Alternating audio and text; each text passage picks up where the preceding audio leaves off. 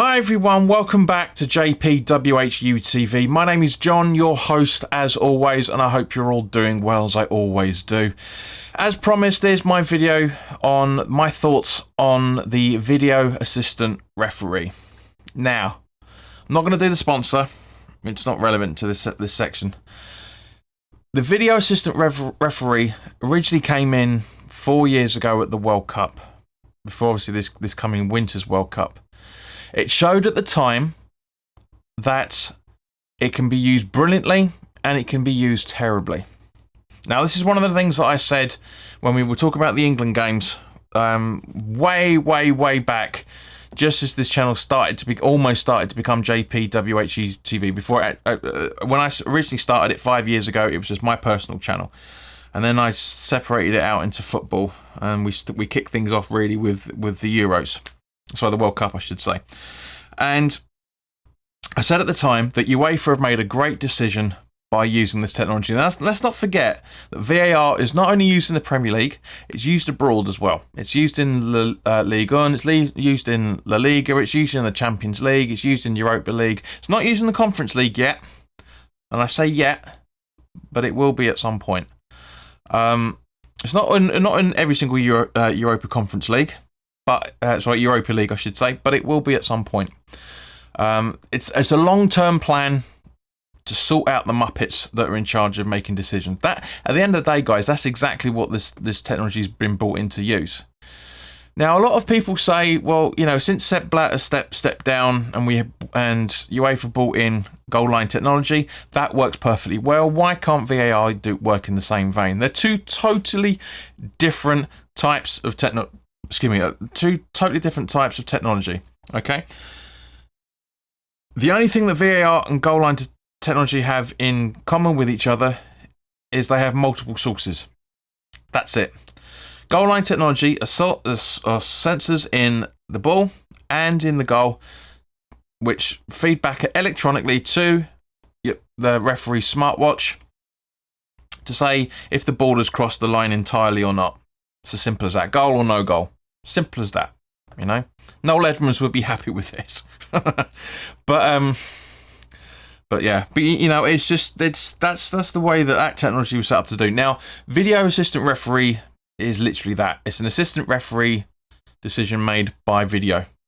Now, this is where the difficulty comes in. You know, there's referees love to stick by the book, don't look at the bigger picture the way that we do. And likewise, we look at the bigger picture and don't stick by the rule book. You know, that's a given. It's been explained. But if these referees are so brilliant at what they do, then why aren't they at the World Cup or the Euros? UEFA don't want them. UEFA, FIFA, whoever, they don't want them. They don't want them in charge. I don't trust them because they're shit at their job. Let me put it in a different context, all right? Say, for example, you've got a young son or daughter, you know, 4, maybe 5, who wants to learn guitar, okay? And they start having lessons. You buy them the gift set from Argos, 80, 90 quid. They start around with that. And then for the birthday, you go out and spend 4.5 grand on a Gibson Les Paul. Or a couple of grand on a PRS, or 700, 800, 1100, 1200 on a Gretsch, and say, here you go, Merry Christmas, kiddo. Go fill your boots. It's the same principle. You're giving a very good piece of equipment to someone who's got no idea how to use it to the full extent that it is.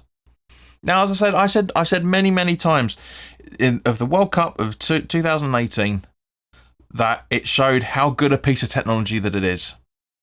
It's the application of the decision, which is in question. I'm not going to talk about the Chelsea game. That's gone in. That's been done time and time again by not just me at the time, but also loads of other platforms. You know, Alan Shearer got involved in it. The Athletic. You know, everybody jumped on the bandwagon because the decision was made incorrectly. At the end of the day, it's the decision that's being made. That's where we get the issue with it. That's the problem. And I really, really hope that things get turned around. But as I said, you can't have an arrogant referee if they're not being called up to the highest level. And yes, I know everybody says the Premier League is the Super League, blah, blah, blah. Super League of Europe and the world and all the rest of it, because everybody wants to come to play to the Europa League. Sorry, everyone who wants to come and play to the Premier League, bollocks, they don't. Total bullshit. It's total arrogance from Sky Sports pundits saying that. Total arrogance. Again, this is a tool not only used in the Premier League. This is used in La Liga. It's used in Ligue 1. It's used in the Champions League. It's used 95% of the time, if I remember correctly, in Europa League. It's not used in the Conference League yet. We see no articles about any issues about it being used abroad. So why is it so piss poor here?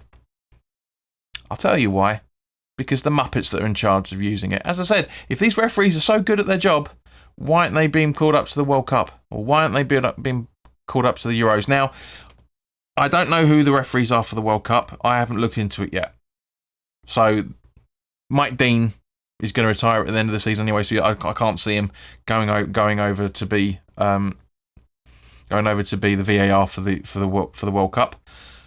I can't see Michael Oliver there. I can't see Andy Madley there. I can't see Jared Gillett there. I can't see any of them being called up because they weren't called up 2 years ago for the 1.5 years ago, technically, for the Euros, and they weren't called up 4 years ago for the World Cup. Now, of course, there's always going to be a bone in contention for football because it's all about opinion, but opinion shouldn't be the case when it comes to refereeing decisions. It shouldn't be opinion. It should be on fact.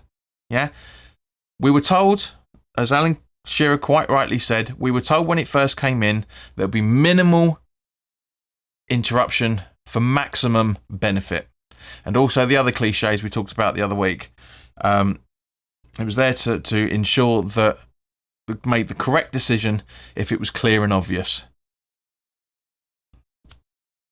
95% of the time, it does make the people that review it do make the right call. But when they get it wrong, boy, do they get it wrong. It's not like a little error. You see, I can see their thinking. It's monumental, as it was with the Chelsea game. Yeah, and as it was with, Man City, Newcastle as well, for that matter. And a few other bits and pieces. And the problem is that UEFA and FIFA and the FA and the Premier League and all the rest of the other Muppets, they've all been trying to change the rules of basic football in order to suit the technology. It's a big mistake. I've said this many times. It's a big mistake. You change the technology to suit your rules. Yes, you need to amend rules because the game changes once every 2 or 3 years and gets faster and blah blah blah. But we have to keep it as a contact sport. That's the given. Otherwise, we might as well just sit back and watch the boot-yo contests, or watch Tiddly to phrase Rick Mail and Adrian Emerson and Bottom Tiddlywinks show jumping. We might as well go and watch chess. I mean, imagine for those. I'm sure there's a few fans out there that are Formula One fans. Imagine Formula One with no overtakes. Or that you can only overtake the car if you've got more than an X amount of feet or kilometres in front of you. That's the way football is going. It's like tennis. Tennis's video assistant works beautifully because it's tracked. In the same way that Goalline technology works beautifully because it's tracked. With rugby, and more specifically the NFL, we get to hear what the conversations are between the officials and the referee on the pitch. Why can't we do that here? Why can't, if the officials are going to come out and apologise after certain games because of public outcry, then why penalise referees? Why penalise managers for criticising the referee making the wrong decision when it clearly was the wrong decision? It's a game of give and take that is never going to happen.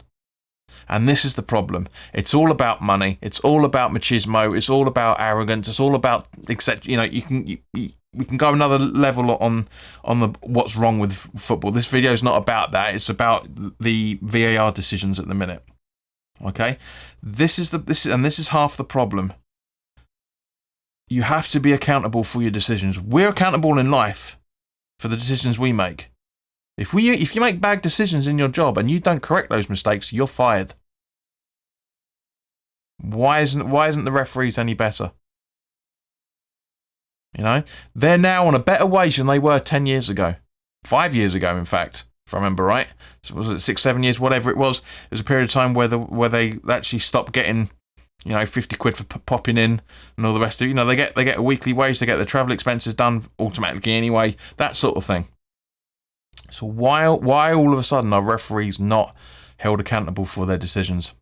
Guys, thank you very, very much for your time. I hope most of you have got to this part, because as always, put your comments in the comment section below. Let me know your thoughts on video assistant referee, and don't give me cliches. I see cliches all the time. I see secondhand opinions all the time on social media. This isn't a channel for that. I want your true and honest opinion on what you think of it.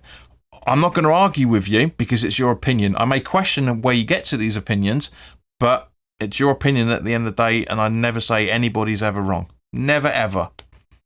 Except when someone's talking absolute bollocks. But that's a conversation for another time. But in the meantime, guys, thank you very, very much for watching. If you haven't already done so, please do hit this like button if you've enjoyed it.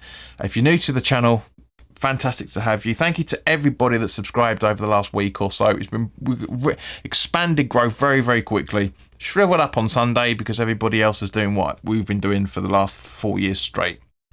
But that's not in the mission. If you like what I'm doing and you want to know more, then by all means, please do hit the subscribe button and hit the notification bell and set it to all as well, for that matter, so you know when new content is going up. And again, as I said on Sunday, thank you to Hammer's dad for subscribing to the channel, and thank you to everybody else that is subscribed in the meantime that I can't see your details. Each and every single one of you are fantastic. I love the fact we have a really nice community still going strong in this channel. It's not this channel isn't the most popular or the most fashionable, should we say, but I don't want it to be popular and fashionable. I want it to be true and honest opinion, and that's all you get from me. Nothing more, nothing less. In the meantime, guys, enjoy the rest of your week. There's a video coming up next week as well, prior to obviously the preview for the Wolves game, which will be around about this time next week anyway. But there will be a video coming up at the weekend, I should say, because there's a couple of other things I want to talk to you guys about and get your opinions on. But in the meantime, look after yourselves, take care, and hopefully now with the King 100% in charge, hopefully we'll have a really good, really good prosperous future. Because at the moment, guys, nothing to do with the Queen. She's not in charge of, wasn't in charge of it, but we've got a really, really bleak future ahead of us, and hopefully things are going to change. So in the meantime, guys, look after yourselves, and I'll see you soon. All the best now. Take care.